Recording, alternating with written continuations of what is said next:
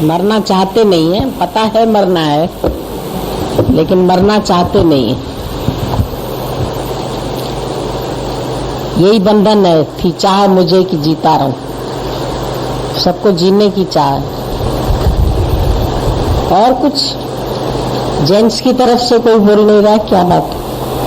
Busy रहना नहीं है, बट दिमाग को, अपने मन को शांत रखना, ये लक्ष्य है। तो जीवन बेकार है, ठीक है, लेकिन आप कब नहीं है?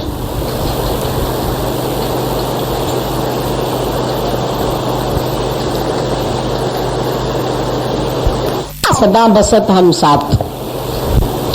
जब ऐसी फीलिंग तुम्हारे अंदर आ जाती है तो तुम कभी ये एक पल के लिए भी महसूस नहीं कर सकते हैं कि भगवान मेरे साथ नहीं है या गुरु मेरे साथ नहीं है, या मैं माया में हूं, या मैं जगत में हूं, या मैं व्यवहार में हूं। असलियत में ये एक बात अपने अंदर देखो कि हर समय तुम्हारा मन कहाँ पर है, विचार कौन से तुम्हारे अंदर में चल रहे। तुम ऑफिस में हो, तुम घर में हो, तुम रास्ते में हो, तुम सफर में हो। शरीर तो हर समय सत्संग में बैठ नहीं सकता है, किसी का भी, XYZ कोई भी हो, पूरा समय ये एटमॉस्फेयर नहीं रह सकता है। तुमको भिन्न भिन्न एटमॉस्फेयर में जाना पड़ता है। अभी कोई डॉक्टर है तो उसको तरह तरह के मरीज देखने पड़ते हैं,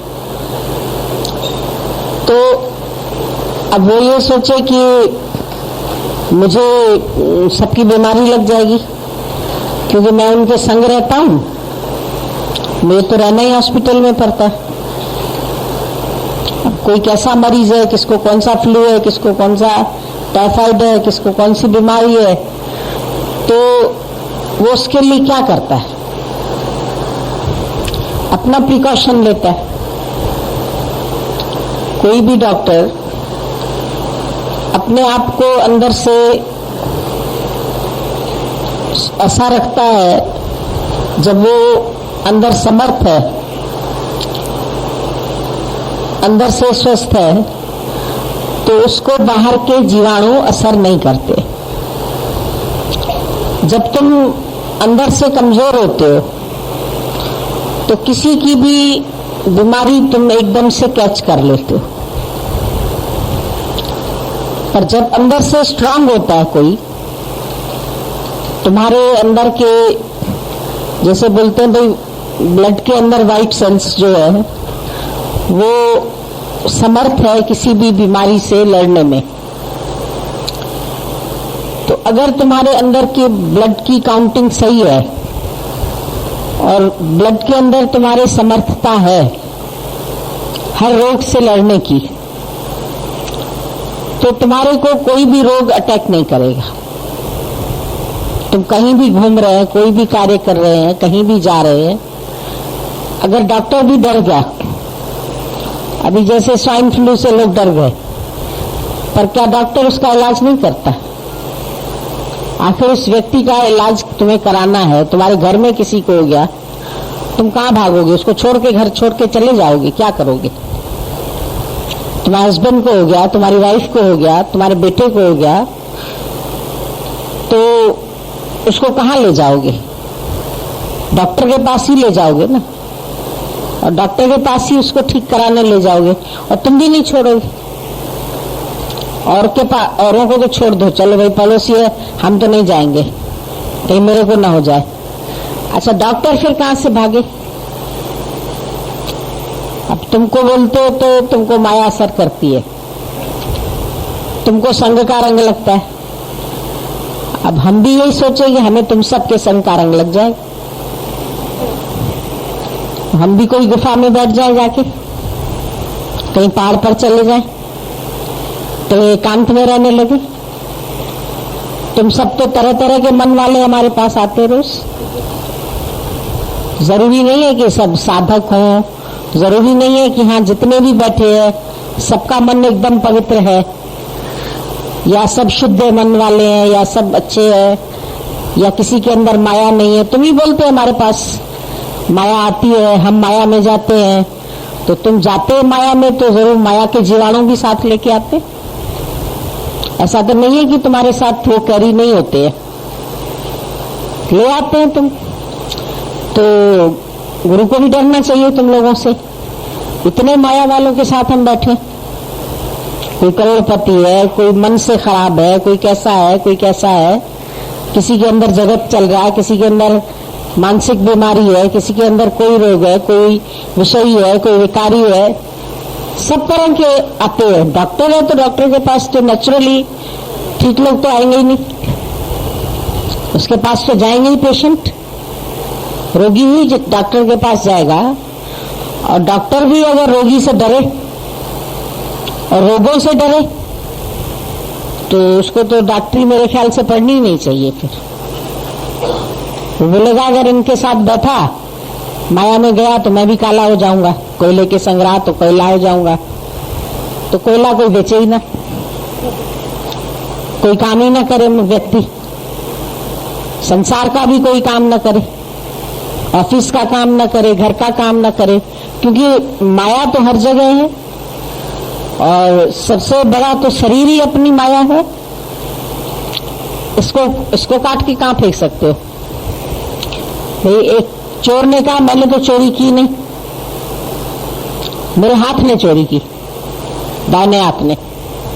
उसने रुपए उठाए, उसने किसी की जेब काटी, उसने गलत काम किया, तो सजा मुझे क्यों मिल रही है? केवल मेरे हाथ को मिलनी चाहिए। जज के पास गया, बोला मेरे को तो आप बेकार सजा दे रहे, मेरे हाथ ने चोरी की है, तो हाथ को सजा दो। बोला ठीक है, हम तुम्हारे हाथ को ही देते हैं। तो उसका दाहिना हाथ लेके जेल की सलाखों के पीछे बंद कर दिया। वो कहां रहा? हाँ? वो जेल से बाहर रहेगा? नहीं रहेगा ना। अगर हाथ ने किया, मन ने किया, शरीर ने किया, तो अगर तुम्हारा शरीर ही बड़े में बड़ी माया है तो तुम इससे छूट के कहां जाएंगे?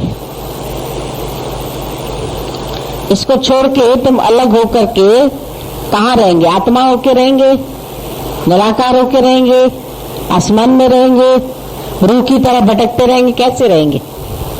शरीर छोड़ के तो रूह हो जाओ।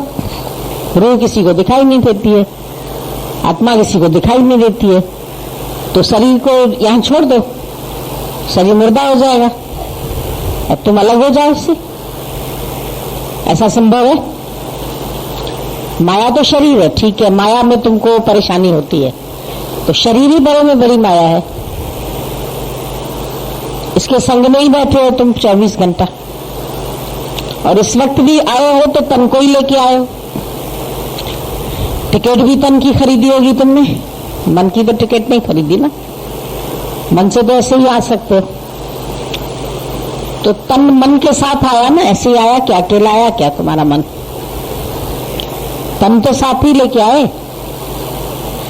तन संसार में भी जाएगा, तन माया में भी जाएगा, तन में तुम भी रहोगे। तन को काट के तो नहीं फेंक सकते हो। अगर दाहिना हाथ वो काट के दे दे, चलो भाई मेरा काट के दाहिना हाथ, उसको जेल में रख दो, तो अपाहिज कौन होगा? तुम ही होंगे ना। वो काटने देगा? चोर भी होगा तो उसको सजा दाहिने हाथ को देनी है, या उसके पैर ने गलत किया तो पैर काट के दे दे। किस चीज को अपने से अलग कर सकते? विचारों से अपने आप को माया से अलग कर सकते। बाकी स्थूल रूप से तुम माया से कहीं भाग ही नहीं सकते। जंगल में भी चले जाओगे वहां भी माया है, पहाड़ में चले जाओगे वहां भी माया है, गुफा में चले जाओगे वहां भी माया है, हमारे पास भी रहोगे यहां भी माया है। चला गया विश्वामित्र जंगल में, आ गई मेनका। अब मेनका बाहर से क्या आई, अगर उसको अंदर में यहां नहीं होती वासना, तो बाहर की मेनका उसको क्या करती? अब ब्रह्मज्ञानी 1000 स्त्रियों के बीच बैठा, कृष्ण 1000 गोपियों के साथ बैठा, तो कृष्ण को 1000 गोपियों ने गिराया क्यों नहीं? कृष्ण क्यों कह सका कि मैंने कभी किसी स्त्री का मुख ही नहीं देखा? वो कैसे कह सका? वो भी बोलता मैं तो स्त्रियों के बीच बैठा हूं, मैं तो गिर गया, मैं तो युद्ध के बीच में आ गया, अब तो मैं मारा क्या? फिर मैं ही कह रहा हूं इसको मार, इसको मार, इसको मार, तो मैं क्या दुश्मन देख रहा हूं? अब यूं तो उसका भी मन कह सकता मैं दोस्त देख रहा हूं, दुश्मन देख रहा हूं, कौरव देख रहा हूं, पांडव देख रहा हूं। देखते हुए भी वो नहीं देख रहा, वो कहा नहीं तो ये उसकी समझ उसको काम दे रही है, या कि वो युद्ध में जाके युद्ध का रूप हो गया, माया में जाके माया का रूप हो गया, स्त्री के पास जाके स्त्री का रूप हो गया, जगत में जाके जगत का रूप हो गया, संसार में जाके संसार का। ज्ञानी भी तो तुम्हारी तरह ही बैठा है ना संसार में, तो संसार से अलग कहीं भागा क्या? जेल में जेलर साहब भी है, जेल में कैदी भी है, लेकिन जेल में जेलर साहब की समझ है कि वो जेल को संभाल रहा है, मैनेज कर रहा है, उसकी मैनेजमेंट कर रहा है। तो ज्ञानी देह में आके इस देह का मैनेजमेंट कर रहा है, इसको संभाल रहा है, इसको कहीं भागने नहीं दे रहा, मन को भागने नहीं दे रहा, बुद्धि को भागने नहीं दे रहा, विकारों में घुसने नहीं दे रहा है। तो इसको पूरा कंट्रोल में रख के बैठा है ना, उसके हाथ में पूरा कंट्रोलिंग पावर है, एंड नॉलेज इज पावर। ज्ञान का मतलब ही है कि तुम्हें अपने आप को पावरफुल बनाना। अगर तुम अपने को वीक बना दोगे तो फिर तो जहां तहां तुम्हारे लिए वीकनेस है, फिर तो कोई भी तुम्हें एक तिनका भी गिरा जाएगा। स्त्री क्या गिराएगी? स्वप्न में आएगी स्त्री तो भी गिर जाओगे, स्त्री का ख्याल भी गिरा देगा। कुंवारे लड़के ब्रह्मचारी है मैं नहीं समझती, ख्याल करते रहते, खाली देख के गीता भगवान बोलते थे तुम इतना भी बोलते ना मेरे ये बड़े अच्छे हैं, तो भी तुम विकारी हुए, तुम उसके मोह में बंधी हुई है, मोह का विकार है तुम्हारे अंदर, ये बड़े अच्छे हैं, इतनी भी तुम्हारी उसकी वासना है जुड़ी हुई। कहां तक उन्होंने वासना को खोल के बताया, इच्छा को खोल के बताया, ये अच्छा है, ये बुरा है, ये ऐसा है, ये ऐसा है, ये माया है, ये फंसाएगा। ऐसे तो शिष्य भी फंसाते, कीर्ति भी फंसाती है, संतों को भी लोग फंसाता है, धन दौलत उनको भी चाहिए, वो भी चंदा लेते, हमको आश्रम बनवाना है, हमको ये बनाना है, हमको ये करना है, हमको ये करना है। अभी एक संत आएगा यहाँ, वो तुम भी चंदा निकालो, तुम भी निकालो, तुम भी निकालो, तुम भी निकालो, उसके लिए बैनर लगेंगे, उसके लिए ये लगेगा, माइक लगेगा, उसके लिए खर्चा होएगा, उसके लिए हॉल करना पड़ेगा, उसके लिए पंडाल लगाना पड़ेगा, पंखे लगाने पड़ेंगे। तो एक संत के भी पास माया का बहुत खर्चा है। तुम्हें गृहस्थ चलाने के लिए तो 8-10 हजार में महीने में काम चल जाएगा, पर संत को तो अगर 3 दिन भी लेक्चर करना है तो लाखों रुपए चाहिए, फिर तो वो भी बड़ा मायावी हो गया, वो भी माया में फंसा हुआ हो गया। वो भी बोले भाई अरे मेरे पास तो फिर मेरा भी बिना माया के तो काम चलने वाला है नहीं, पर वो समझता ही नहीं है कि मैंने यूज किया। वो कहता तुमको सुनना है सत्संग, तुम अपनी खुशी की खातिर कर रहे हो, मैं क्यों समझू मेरी खातिर कर रहे हो, मेरी खातिरदारी हो रही है, मुझे ये चाहिए, मुझे ये चाहिए, मुझे ये चाहिए।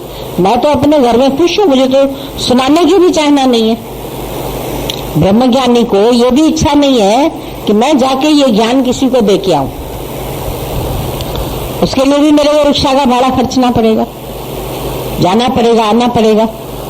पर भक्त की खींच उसको ले जाती है, वो भी करता नहीं, और माया भी आ जाती खर्च करने के लिए, माया भी रखने के लिए तो नहीं आती है।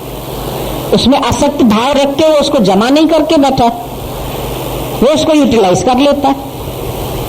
जहां उसको खर्च करनी होती है कर ली, पर मेरी नहीं है, समझो तेरे पर्स से हमने कर ली तो मेरे को नहीं लगेगा ना मैंने की, तो ये पर्स भी भगवान का है, मेरा थोड़ी है। जो चीज तुम्हारे पास है, तनख्वाह है तुम्हारे पास, वो भी ईश्वर की है, तुम्हारी देह भी ईश्वर ने दी, तुम्हारी कहां से आई? ये भी माया जो है, ये शरीर भी है, ये भी तो ईश्वर का है। तेरा शरीर कहां से है? जगत तेरा कहां से आया? माया तेरी कहां से आई? ऑफिस तेरी कहां से आई? दुनिया तेरी कहां से आई? दुकान तुम्हारा कहां से है?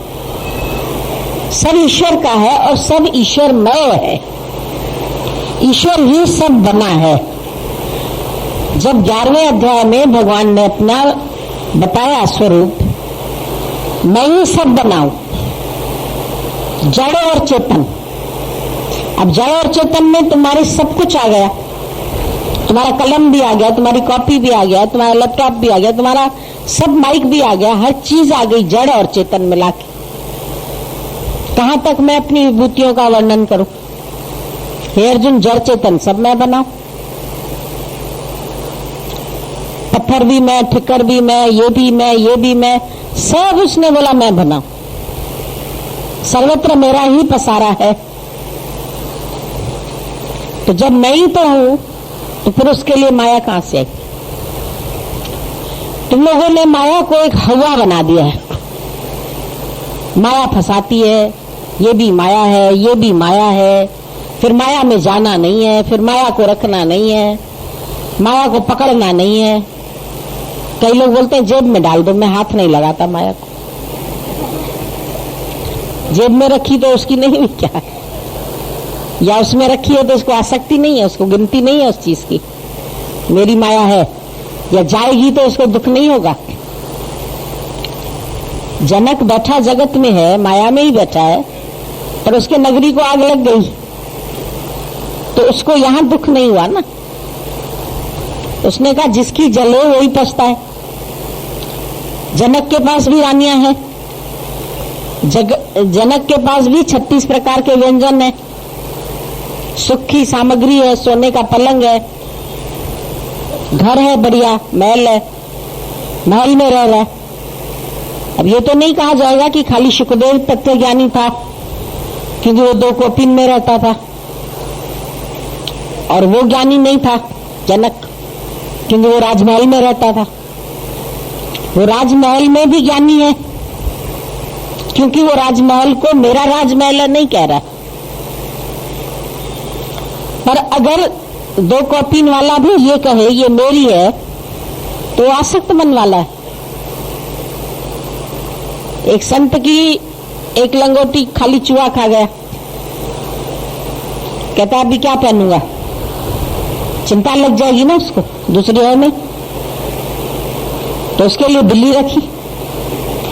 अब बिल्ली के लिए फिर दूध चाहिए, तो दूध के लिए फिर गाय रखी, फिर गाय को घास चाहिए। माया की बढ़ोतरी कैसे होती है? ऐसे ही बढ़ता जाता है ना व्यवहार। फिर गाय के लिए घास चाहिए, फिर घास के लिए जमीन चाहिए, जमीन पर घास लगाई, आ गई म्यूनिसिपैलिटी, ये जमीन की किसने बोया इस घास को, किसकी जमीन है? कहता जी मेरी जमीन है, हमने बोई है। कहता चलो जेल में, इसके कागज तुम्हारे पास नहीं है, इसका टैक्स तुम नहीं देता है, तो तुमको जेल में लेके चलते। जब वो जेल में गया, अरे संत जी आप जेल में?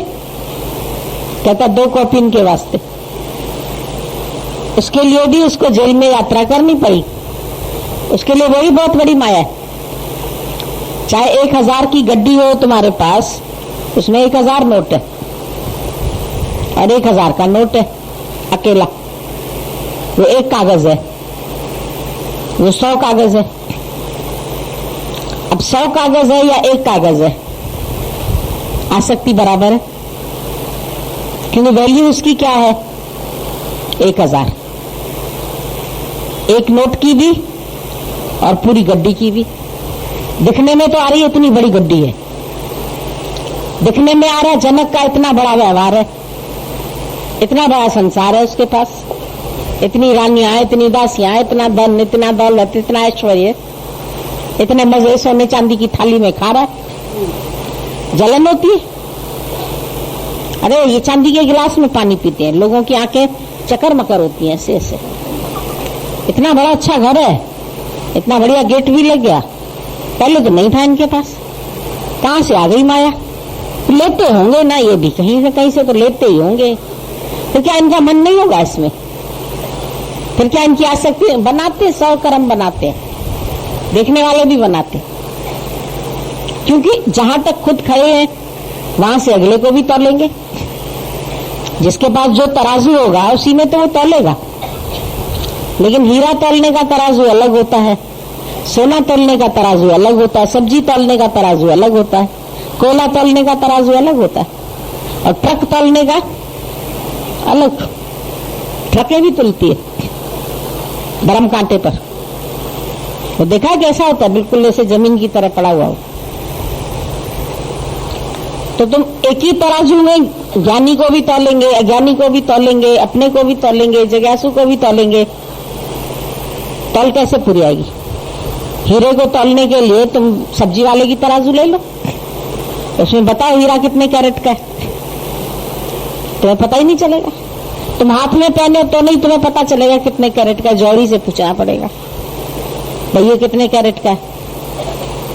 उसकी पहचान उसको है, जो जिसका ज्ञाता है वो उसकी बात तुमको बता सकता है। तो तुम जीव भाव के तराजू में ब्रह्मज्ञानी को तौलेंगे तो नहीं तौल सकते। इसके लिए बोला गया, एवड ऊंचा होवे कोई तिस ऊंचे को जाने सोई। गुरु को जानने के लिए तुमको उतनी लेवल का होना पड़ेगा, तुमको भी अपने देहाध्यास से ऊंचा उठना पड़ेगा। माया कौन सी है? देहाध्यास। माया व्यवहार नहीं है, माया जगत नहीं है, माया स्त्री नहीं है, माया धन नहीं है, माया घर नहीं है, माया मोटर नहीं है। उनको माया मत बोलो। माया जो है वो है तुम्हारे अपने अंदर की आसक्तियां। माया जो तुम अपनी मन में बना के बैठे हो, जो जो चीजें मेरी, जिस चीज में ममत्व डाल दिया वो ममत्व तेरी माया है, और उस ममत्व को छोड़ना ज्ञान है। अंदर से छोड़ना, अंदर से डिस्कनेक्ट होना, अंदर से अनअटैच्ड, डिसइंटरेस्टेड, अनकंसर्न, अनअफेक्टेड। तभी तुम अनअफेक्टेड हो सकते हो, नहीं तो अभी बेटा मरा अंदर अटैक पड़ जाता है। आपस में बेटा बाप लड़ेंगे तो मां को अटैक पड़ जाएगा, क्योंकि बेटे और मां से उसकी अटैचमेंट है। अरे ये मेरी पत्नी है, अरे ये मेरा पति है, बाप और बेटा लड़ रहे हैं, मां को अटैक पड़ गया, अरे बाबा क्यों? उसको तो कुछ नहीं कहा, लड़े वो आपस में। दृश्य को सच करके देखो। अब दृश्य को तुम क्या करके देखते हो? दृश्य हवा का झोंका है। तुम दृष्टा होकर के देखो तो ये दृश्य सब चलायमान है। अभी ये दृश्य, अभी कुछ और दृश्य है, फिर कोई और दृश्य है। एक शब्द की माया, एक दृश्य की माया, दोनों से तुमको ऊंचा उठना। बड़ा जबरदस्त असर करते हैं। शब्द जाके ये बोला, मुझे कहा, मुझे कहा, मुझे कहा, किसी और को कहा तो बड़े प्रेम से आके बताओगे। उसके लिए ना वो ऐसे कह रहा था, बड़े ढंग से निंदा करके उसकी बताने में तुम्हें देर नहीं लगती। प्रशंसा भी चलो बता दोगे, कोई बात नहीं है, पर तुम्हें कहा तो असर होता है। प्रशंसा का भी होता है, निंदा का भी होता है। प्रशंसा में मन ऐसे ऐसे होता है, गदगद सा होता है, और निंदा में यहां लग रहा है, अंदर अतोला लग रहा है, मेरे लिए कर रहे हैं ना बात वहां पर। फिर कहीं छुपके दूर भी कर रहे होंगे ना, हुई है तुमसे कोई बात, पता है मेरी ही कर रहे होंगे बात। एक कर्म और बना लिया साथ में, इनके पास अब कोई और बात रही नहीं है ना, मेरे ही विषय में तो कर रहे होंगे।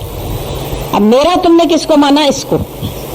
ये जो 5 फुट की देह तुमको दिख रही है, इसको तुमने मेरा मान लिया, जबकि ये 5 तत्वों की है। मान भी रहे, इतना भी समझ है ज्ञान के बाद तुमको। ये तत्वों से बनी है, फिर इसके अंदर मन बुद्धि अहंकार है, फिर इसके अंदर सब कुछ है, पर मैं इनको जानने वाला हूं। जब ज्ञाता बन जाओ इसके, मन को भी जानने वाला हूं, बुद्धि की हलचल को पहचानने वाला हूं, अहंकार को समझने वाला हूं, चित्त की चितवना को देखने वाला हूं। मन की हलचल को जिसने जान लिया, फिर उस हलचल को, उसकी हलचल में मैं हलचल में ना आ जाऊं। जब मैं उसके साथ हलचल में आ जाता हूं तो मैं बेवकूफ बनता हूं। राजा नर्तकी के साथ नृत्य करने लगा तो राजा बेवकूफ सिद्ध कहलाया। लेकिन राजा ने नृत्य देखा तो कोई बात नहीं, हजारों नृत्य होते रहते। उर्वशी का नाच देखा, अरे भाई उर्वशी में उर्वशी कहाँ है, दिखाओ। तो सारे वस्त्र उतारती गई, बोला कौन सी बड़ी बात है, ऐसा नृत्य तो मैं जंगल में रोज देखता हूं। मोर नाचता है, पक्षी नाचते हैं, वो किलोल करते हैं। अब सारे पशु पक्षी कौन से वस्त्र पहन के चल रहे, तुमने वस्त्र उतार दिए तो कौन सी बड़ी बात की, पशु पक्षी तो पहनते ही नहीं।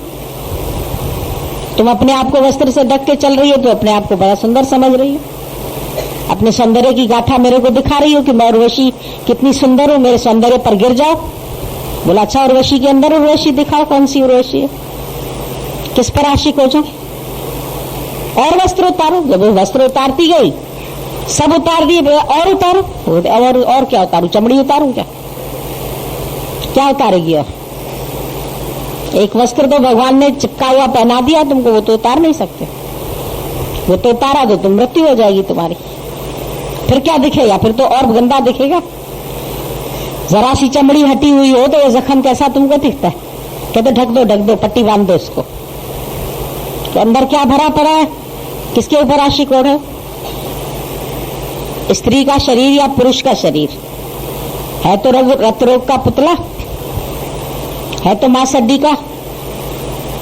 किस पर आशिक होते हो, मांस पर होते हो, हड्डी पर होते हो, खून पर होते हो, मज्जा पर होते हो, किस पर तुम आशिक होते हो। अगर उसकी रियलिटी देखने जाओ तो है क्या उसके अंदर, भरा क्या हुआ है। पैकिंग बड़ी सुंदर है, अंदर क्या है, अंदर तो मलमूत्र का थैला है, निष्ठा भी है इसके अंदर, मल भी है, कचरा भी है। और उसके तो खाली टॉयलेट के पास से गुजर के जाओगे तो बड़ी बदबू आ रही है। ये क्या है, चलता फिरता क्या है ये, इसके अंदर भी तो सब भरा पड़ा है, कंट्रोल में है। उठते ही घुसते हो सब बाथरूम में, फ्रेश होने जा रहे हैं, फ्रेश होने जा रहे हैं, वो कचरा निकलता है तो फ्रेश होते हो। है तो कचरा भरा हुआ, किस समय नहीं है इसके अंदर, नहीं हो तुम्हारे ब्लड नहीं हो शरीर में तो शरीर क्या कहलाएगा, डेड बॉडी कहलाएगा। तो नहीं है, अब इसके अंदर खून खत्म हो गया, खून का दौरा बंद हो गया, हार्ट बीटिंग बंद हो गई, हार्ट फेल हो जाता है, फिर ये शरीर कुछ नहीं रहा। इनके सहारे तो चल रहा है, ये तो शरीर की क्रियाएं हैं। अब इनको मैं मान के बैठे हो क्या, ये मेरी है, ये मेरा खून है। अरे ये लड़का ना मेरा खून है, मेरा, मैंने पैदा किया है, मेरा खून है इसके अंदर। एक बूंद दे दी तुमने, बाकी तो बढ़ाया भगवान ने, उसकी कोई वैल्यू ही नहीं। तुम्हारे एक बूंद ऐसे रास्ते में गिर गई तो उसका वो तो मिट्टी में मिल गई, वो तो लड़का ना बना। ये बेटा ना मेरा खून है, मेरा खून, उस पर अहंकार। ये सगा है, ये सौतेला है, इसको मैंने जन्म दिया है, इसको दूसरी मां ने जन्म दिया। फिर उसमें आसक्त, अपने शरीर में तो आसक्त है, अपने वालों के शरीर में भी आसक्त है। रुलाता कौन है तुमको, दुखी कौन करता है, तुम्हारी आसक्तियां दुखी करती है। बंधन कौन से है, ये आसक्तियां ही तुम्हारे बंधन का कारण है। जो मैं और मेरे के बंधन तुमने बनाए हैं, ये जंजीरें कौन सी है, यही तुमको बांध के बैठे है। आसक्ति और मोह, मेरे हैं, मेरे हैं, मेरे हैं, फिर उनके मैं आसक्त हो गया। गुरु बोलता है निरासक्त जीवन रहो, बैठो भले जगत में, तुमको हम जगत को माया नहीं बोल रहे, पर जगत के प्रति जो तेरा लगाव है वो तेरी माया है। जगत के प्रति मन आसक्त हो चुका है, और जितनों में आसक्त है वही माया तो याद आती है। तेरे को कौन सा पूरा विश्व याद आ रहा है, सारे विश्व को तो जानते नहीं हो। यूरोप में कितने लोग हैं, अमेरिका में कितने, सबको जानते हो क्या, इंडिया में कितने हैं उनको भी नहीं जानते, सत्संग में ही कितने हैं उनको भी नहीं जानते। जिसको जान रहे होगे वो मर जाएगा, अच्छा हाँ वो मर गई, हाँ उसको तो जानते थे, उसके बाद तो गए भी थे ना, डिनर भी खाया था उसके पास। अच्छा, और कोई मर गया, सत्संगी ही हो चाहे, उसको देखा नहीं था कभी, उसको हम नहीं जानते। तुम गए ही नहीं थे, इतने आते पीछे आके बैठ जाते। हम सबको थोड़ी जानते, तो जिनको जानते हो उनसे आ सकते हो तब। जिनको मेरे, फिर उनमें से भी कुछ मेरे बना लेते। तो ममता तू न गई मेरे मन से, और सब चले जाते हैं। पाके केस जन्म के साथी, शोभा गई मुखन पे, पर ममता तू न गई। शोभा शरीर की धीरे धीरे धीरे धीरे चली जाती है। जो दुल्हन अच्छी लगती है 50 साल की एनिवर्सरी में, वैसी दिखेगी क्या? 50 साल बाद तो बुढ़िया हो गई, दांत भी कड्डे बन गए, ठुड्डी हो गई। अब क्या रहा? चलती है लाठी के सहारे, घुटने टेक टेक के। कहां गया सौंदर्य? मैं सुंदर हूं, कौन मैं? वो मैं तो अब भी है तेरे पास, पर मैं बुढ़ी हूं, अब नहीं सुंदर हूं। अब आईने में देखेगी तो कहेगी आईने खराब हो गए, आजकल के शक्लें खराब दिखाने लगे। पहले के मिरर अच्छे होते थे, तब मेरे की शक्ल थी ना, बहुत अच्छी दिखती थी। तो आईने अच्छे थे और आईने बुरे हैं। आईना बेचारा तो कहता आई नो तुम कौन हो। दर्पण झूठ न बोले, दर्पण जो तेरे दर्प को तोड़ दे वो है तेरा दर्पण। जैसे हो ऐसा ही दिखा देता है, और क्या करता है? As it is. अहंकार करते हो, मैं बड़ा सुंदर, मैं बड़ा अच्छा, मैं बड़ा ये। कुछ दिन के बाद कहाँ चला जाता है सौंदर्य? पकड़ो ना अपनी सुंदरता को, क्यों जाने देते? नहीं रोक सकते हो। पकड़ो जवानी को, पकड़ो बचपन को। बचपन में मैं कैसी अच्छी थी, बचपन के दिन भी क्या दिन थे। उन दिनों को तो नहीं पकड़ सकते, उसको एंजॉय भी नहीं कर सकते हो। तब दौड़ लगा लेते थे, पकड़ लेते थे किसी को। अरे भाई अब तो घुटनों में इतना दर्द है, यहाँ से वहां तक भी नहीं चल सकते। गुरुजी नीचे का कमरा दे दीजिए, कोई सीढ़ी नहीं चढ़ सकते, है ना? कैसे? और पहले बच्चा कैसे चढ़ जाता है? 2-2 सीढ़ी साथ चढ़ जाता, टप टप टप टप चढ़ गया। अब नहीं चढ़ सकते, घुटने बेकार, ऑस्टियोपोरोसिस हो गया, हड्डियों की बीमारी, जड़ रही है अंदर हड्डियां। कहाँ पकड़ पाते हो? शरीर को ही पकड़ लो, तेरा है ना, पकड़ लो, ठीक रख लो, उसको तंदुरुस्त रख लो। अचानक बीमारी आ जाती है, डॉक्टर बोलता है कैंसर डिक्लेयर्ड, बायोप्सी कराई, निकली, गले में कैंसर हो गई, पेट में हो गई, इधर हो गई, यूट्रस में हो गई। कहाँ तक संभाल पाओगे शरीर? किडनी डैमेज हो गई, काम करते करते अचानक डॉक्टर बोलेगा किडनी डैमेज है, घबरा जाओगे। अरे किडनी, अब तो जीना थोड़ा दिन का है बस। अब तो डायलिसिस पर चल रहे हैं, अब तो इस पर चल रहे हैं। अंदर ही दिल ऐसी हो जाएगी तेरी, बस अब तो मैं थोड़े दिन का मेहमान हूँ। अच्छा मेहमान है तो ज्ञान पक्का कर ले, नहीं सबसे मिलजुल लूं। पता नहीं जिंदगी कितनी है, विलायत से बेटे को भी बुला लूं, उसको भी बुला लूं, शक्ल देख लूं सबकी, कहाँ सुनी माफ करवा लूं, कुछ बता दूं यहाँ पैसा रखा है, ये जमीन थी, ये खरीदी थी मैंने, तुझे बताया नहीं था, इसके कागजात यहाँ रखे हुए हैं, उस बैंक के उस लॉकर में रखे हुए। सब खबरें देने के लिए, विल करने के लिए वकील बुला लोगे। क्या करते लास्ट में? मर जाते। ये है तेरी जिंदगी। कुछ अब जा रहा हूँ। बेचारे घर वाले भी इंतजार करते, अच्छा बाबा जा रहे हो तो जल्दी जाओ, तो फिर मुझे जो तुम्हारा सामान है जल्दी से मिल जाए। खाली कह रहे हो जा रहे हो, जा भी तो नहीं रहे हो। बुढ़े होके सर पे पड़े हो, सारा दिन सेवा करनी पड़ती है तेरी। आए दिन कहोगे डॉक्टर बुला दो। बुढ़ों की मोहब्बत बहुत हो जाती है डॉक्टरों से। अरे दिखाओ ना मुझे डॉक्टर। भाई डॉक्टर कुछ नहीं कहेगा, बुढ़ापा है उसमें कमजोरी आएगी, नहीं पर डॉक्टर कुछ तो देगा दवा ना, थोड़ा अच्छा तो चलूं, थोड़ा ठीक से तो काम कर सकूं। अभी भी काम करना है तुम्हें, शरीर ही रिटायर कर रहा है तुमको, फिर भी काम क्यों नहीं कर पा रहा? दिन भर फिर बैठा बैठा क्या करूं? नाम जपन क्यों छोड़ दिया? पहले नहीं जपा, अब तो मन लगता। जिसने जो पहले नहीं किया, करना था सो ना क्यों, पड़े लोभ मोह के फंद, नानक समय रम गयो, अब क्यों रोवत अंध। बुढ़ापा देख कर रोया, तब नहीं ध्यान लगेगा। तब नहीं वृत्ति एकाग्र होगी। पहले की नहीं, खेल में स्कोर पहले बनाया नहीं, लास्ट डे स्कोर बन जाएगा क्या? 5 दिन का चलेगा खेल, तो 5 दिन खेले तब स्कोर बना ही नहीं। लास्ट डे जा छक्के मारो चौके मारो, कहां तक तुम्हारा बन जाएगा? अब नहीं बन रहा।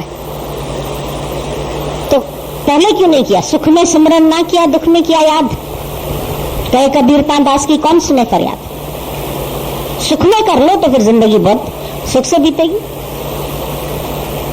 फिर तो खुशी से जिंदगी को बिता सकते हो। जीवन का आनंद आ जाएगा, औरों को भी आनंद दे सकोगे। जिन क्षमता फल लगेंगे, वो पेड़ छायादार भी है, सबको छाया भी देता है, अपने को भी स्ट्रांग बनाए हुए है, धरती पर खड़ा है, फल फूल भी दे रहा है, सब उसका रस ले रहे हैं, सब ताकत ले रहे हैं, सबको शक्ति पहुंचा रहा है। पर पहले तो उसने अपने को मजबूत किया। गुरु कहता है पहले अपनी जड़ मजबूत करो, पहले अभी तक बनाओ, पहले अपना जीवन बनाओ, औरों को बनाने की चिंता में मत लग जाओ। अपने को ठीक करो, बैलेंस्ड माइंड। ज्ञान का मतलब है तेरा माइंड जो है वो बैलेंस्ड होना चाहिए। तुम बैलेंस में नहीं रहते, डिसबैलेंस हो जाते। थोड़ी परिस्थिति आती है, ऐसे ऐसे तराजू तेरा हिलने लगता, हवा में जैसे हिलता है ना, ऐसे तराजू तेरा भी मन ऐसा हिलने लगता। बैलेंस नहीं। हवा को रोको, दीपक जला के वायु रहित स्थान में रखते हैं, नहीं तो फड़फड़ करेगा। तेरे अंदर भी जब ज्ञान की ज्योत जली है तो अपने को ऐसे स्थान पर रखो जहां पर तुमको जगत का असर न हो। मन को ऐसे तुम्हें तो घूमना ही पड़ेगा दुनिया भर में, पर मन को ऐसी जगह स्थिर रख दो अंदर जो संसार की तरफ भागे नहीं, संसार का उसको असर न हो। एक उसके ऊपर वो लगा लो फानुस, फानुस बन के जिसकी हिफाजत खुदा करे, वो शम्मा क्या बुझे जिसे रोशन खुदा करे। अपने आप को फानुस के अंदर फिट कर दो, तो बाहर की हवा जो है वो फिर नहीं असर करती। लालटेन लेके चलते हैं, इसलिए लालटेन में शीशा लगा रहता है और उसका प्रकाश भी सबको मिलता रहता है। भले लौ तो है उसके अंदर भी, दीपक की लौ तो ऐसे ऐसे हवा में बुझ जाती है, इसीलिए लालटेन बनाना पड़ा, कवर लगाना पड़ता है। अपने आप को ज्ञान का ऐसा कवर लगा दो कि ज्योत भी सबको मिले, लेकिन अपने आप को शेल्टर में भी रखो। गुरु का शेल्टर रखो, ज्ञान का शेल्टर रखो, अपने अंदर ज्ञान की मजबूती रखो। ज्ञान बहुत जरूरी है, और ज्ञान के लिए मन टिकता नहीं, मन फिर भागता है संसार में। कितना बोलते हैं रुक जाओ, अरे रुको, आओ गुरु के, रुक जाओ। फिर मेरे को बिना कहे 6 बजे भाग जाते हैं लोग।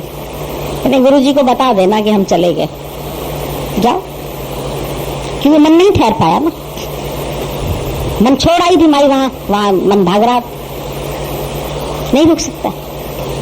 आप रख लीजिए गुरु जी अपने चरणों में, भजन गाएंगे, मुझे न चरणों से अपने कभी जुदा करना, सदा हजूरी में रखना, यही दुआ करना। रखिए हजूरी में, कितने दिन रखोगे, रहोगे? गुरु की हजूरी में रहना कोई आसान है? गुरु तो तैयार है रखने के लिए। तुम बाल बच्चे छोड़ आए हो, कुछ न कुछ छोड़ आए हो, तो वहीं जाएगा मन, भागेगा। दादा ने बोला तुम्हारा मन कहाँ दौड़ेगा? वेयर योर ट्रेजर, जहाँ ट्रेजर छोड़ आए हो, प्रॉपर्टी अपनी छोड़ आए हो। प्रॉपर्टी कोई खाली धन से मतलब नहीं है, जो जो मेरा बनाया वो सब तेरी प्रॉपर्टी, और उसी में मन जाता है। मेरे को मेरा है नहीं तो मेरा मन कहाँ जाए? दादा ने सीधी बात बोली, मैंने मेरा ही नहीं बनाया, इसलिए मेरा मन कहीं नहीं जाता। लास्ट में भी जब लखनऊ में शरीर शांत हुआ, कितना पूछा गया, अच्छा बांधो ले चले, अच्छा बेटों को बताएं, अच्छा आपके जो करीबी शिष्य थे उनको इन्फॉर्म करें कि आपका शरीर ठीक नहीं है। कहता नहीं, मेरा कोई है ही नहीं तो बताना किसको? पूछने वाले तो टेस्ट लेते रहते हैं लास्ट तक ना, ज्ञानी का भी। बोलता मुझे कहीं ना आना है ना जाना है, न मैं आता हूं न जाता हूं। वो आत्मा की बात कर रहा था, न आता है न जाता है, न जायते न मृत्यते न हन्यते वा कदाचन। वो निश्चय कर लिया पक्का, तुम जा भी नहीं रहा, तुम समझ रहे हो अब ये जा रहा, मैं नहीं जाऊंगा, मैं न मरबो संसार, मोह मिले जीवन हाथ, मैं कहां जा रहा हूं? आत्मनिश्चय वाला कहीं जाता ही नहीं है, वो तो है ही है, कहां जाएगा? बुलबुला कहां जाएगा? पानी में ही तो समा जाएगा, उसी पानी में ही तो रहेगा। तुम बोलते ये आदमी गया, इसकी अब आत्मा कहाँ चली गई? कहाँ चली जाएगी? पानी में बुलबुला पैदा हुआ तो पानी में ही तो रहेगा, जाएगा कहाँ? आत्माएं चली जाती है ऊपर। कयामत के दिन मिलेंगी रूहें, सब रूहें बात करेंगी आपस में। जैते उपजे नानका लीन ताहि में मान, जहां से उपजा नहीं लीन, उपजे बिन से नित्य। ये उपजता है बिनसता है, उपजता है बिनसता है, बुदबुदा है शरीर। शरीर क्या है? जाएगा कहाँ? कोई जिन्न बनेगा, भूत बनेगा? कुछ नहीं बनता, इसे भ्रम। कितना ये सब कमाने वालों ने अपने जाल बना लिए हैं। कोई भूत निकालने वाले हैं, कोई जिन्न निकालने वाले हैं, कोई ऊपरी हवा निकालने, जाने क्या क्या बोलते रहते हैं। और हम किसी चीज पर विश्वास नहीं करते। तो ज्ञान में आते हो तुम्हारे सब जिन्न भूत भाग जाते, क्योंकि भ्रम थे। ये थे नहीं ना, वास्तव में नहीं थे। Look at the ghost and ghost will disappear. बच्चा कहता है मेरे पीछे भूत आ रहा है, भूत आ रहा है, भूत आ रहा है। माँ कहती है ऐसे करके देख कहाँ है भूत? नहीं, खाली घूर के देखो ना भूत को।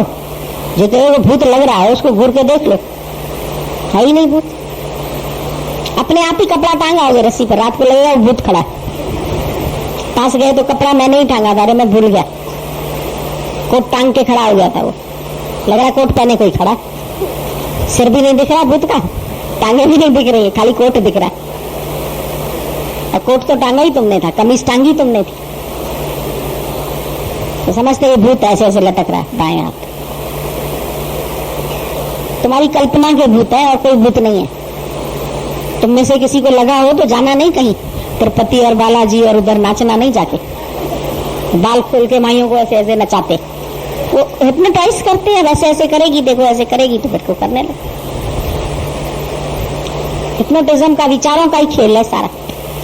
सचमुच कुछ भी नहीं है, ये सब मिथ्या। कूड़ राजा, कूड़ प्रजा, कूड़ सब संसार। जब संसार ही कूड़ है तो जिनभूत सच्चे? कूड़ में वो भी कूड़े हो गए कि सच्चे हो गए? और तुम कूड़ कूड़े से मेल लगाया विसरा करता है, झूठ से ही प्रीत रख के बैठे। खुद भी झूठ बन गए, झूठ से प्रीत भी रखी। कूड़ कूड़े से मेल लगाया विसरा करता, सच भूल गया। अब बार बार गुरु कहता सच, सच को पकड़ो, सच सच को याद करो। नहीं गुरु जी, यहाँ ममता है ना, मोह है ना, वो याद आता है। क्या करें तुम्हें तो पकड़ के कैसे निकालें? कोई चिमटियां हो, जम्बूरा हो, काय से निकालें? प्लास से निकालें? किससे निकालें? मोह तो तुमको ही हटाना पड़ेगा ना। विचारों से आया है, विचारों से जाएगा। इसके लिए कोई वो नहीं है पकड़ने वाली चिमटी बिमटी, पुर्जा नहीं है घड़ी का जिसको चिमटी से पकड़े। ये पकड़ तुमको अपनी खुद ही करनी पड़ेगी कि मन कहाँ भागता है उसको पकड़ लो। ब्रह्मज्ञानी को ना ही धंधा, ब्रह्मज्ञानी के पास और कोई धंधा नहीं है। ब्रह्मज्ञानी ले धावत बंदा, जो धावता है ना, दौड़ता है मन, उसको बांध देता है। इतना काम है इसका। दौड़ने वाले मन को बांध दो पाए से, और कोई काम नहीं है हमारे पास। ब्रह्मज्ञानी के पास कोई धंधा नहीं। तुम्हारे पास बहुत धंधे हैं। अब जाओगे तो अभी सत्संग हमारी खाली वहां पूरी होने दो, माइयां उठेंगी यही छांट के सत्संग झाड़ के उठ जाती। पता नहीं कौन सा खाना छोड़ आती है, कि बच्चे छोड़ आते हैं, कि घर छोड़ आते। एक मिनट में भागना। कहाँ भागते हो? क्या छोड़ आए हो? कहाँ तुम्हारा मन भागता है? बहुत सारे काम छोड़ा है, बहुत जरूरी काम है। और यहाँ प्राण निकल जाए तो माई कहाँ खाना देने जाएगी, बच्चों को लेने जाएगी, क्या करने जाए? फिर फर्ज धर्म है ना, ये तो करने हैं। कितने फर्ज धर्म करने भाई? अब पता नहीं किसने तुम लोगों को लिख के दिए कि फर्ज धर्म है तेरे। हमको कोई लेटर दिखा दे भगवान का कि उन्होंने तुम लोगों को लिख के दिए कि ये तेरे फर्ज धर्म है, तुम्हें करनी है, ये ड्यूटीज है तेरी। अरे ड्यूटी ड्यूटी करते तेरी ब्यूटी चली गई है। देखो काले पड़ गए हो धूप में दौड़ दौड़ के। बोला काले क्यों हुए? कहते धूप में दौड़ते ना, क्या करें इसलिए काले हुए। आप तो घर में बैठे रहते, तो तुम भी घर में बैठ जाओ। मैंने कहा तुम भी आके रहो हमारे पास।